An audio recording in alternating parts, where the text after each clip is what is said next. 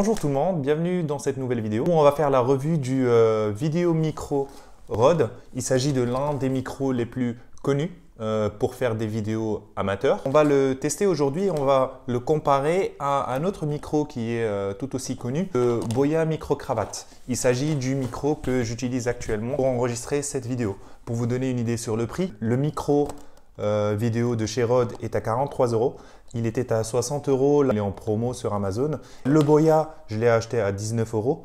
Je ne vais pas trop rentrer dans le détail concernant le micro Boya parce que je ne pense pas qu'il y en ait besoin. Je ne pense pas qu'il y ait besoin non plus de faire une vidéo spécifique à ce micro cravate. Moi j'ai décidé de le changer parce qu'il y a pas mal de défauts sur ce micro, pas mal d'avantages aussi.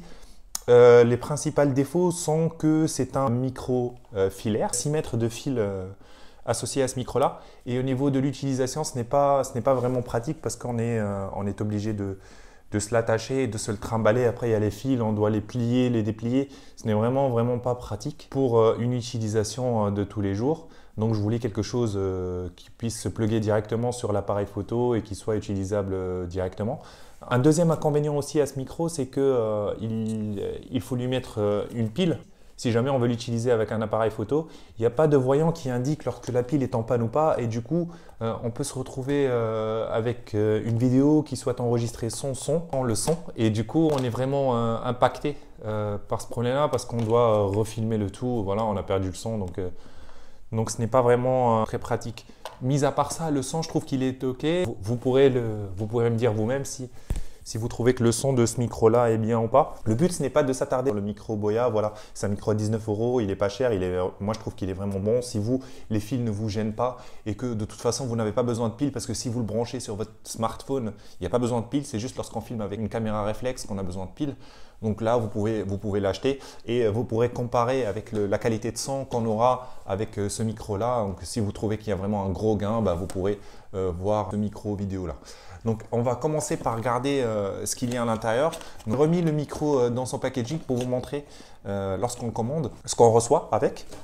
Donc là, on a ce packaging-là, le fameux micro et avec qui est livré à l'intérieur de cette petite boule-là qui permet d'absorber le son ou le bruit environnant lorsqu'on filme en extérieur.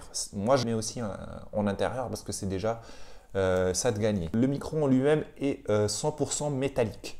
Donc, on voit qu'il y a une bonne finition. Rode n'ont pas vraiment une très bonne réputation de fournisseur de micros de qualité. Et c'est parce que les vidéastes préfèrent ne pas utiliser de micro vidéo, c'est-à-dire des micros qui vont se brancher avec la caméra et du coup on va enregistrer et le son et la vidéo. Donc il n'y a pas trop de composants électroniques dedans, c'est un truc vraiment simple. Les vidéastes vont plutôt se tourner vers un enregistrement externe de son. Donc un appareil qui va enregistrer le son à côté de la vidéo et du coup au moment du montage il faudra synchroniser le son avec la vidéo. Il faut un son témoin, donc ce n'est pas vraiment très pratique. Si vous souhaitez faire du vidéo amateur ou comme moi, si vous faites juste quelques vidéos YouTube, c'est vraiment un très bon micro. Il n'y a pas de pile aussi par rapport à ça, c'est un gros gain par rapport au Boya. Il suffit juste de le brancher sur la caméra et vous aurez du bon son associé à la caméra. Il est livré aussi avec ce petit truc qui va venir se plugger sur le trépied et le micro va venir se mettre dedans. Et les petits mouvements là en fait vont permettre d'absorber les vibrations. Un petit câble, il va venir se plugger juste au-dessus de la caméra et avec ce petit câble on va le brancher dedans pour pouvoir capter le son. Comme j'ai dit tout à l'heure, là je suis en train d'enregistrer avec le micro cravate Boya. Alors le son que vous entendez maintenant c'est enregistré avec le micro Rode que j'ai connecté à mon téléphone.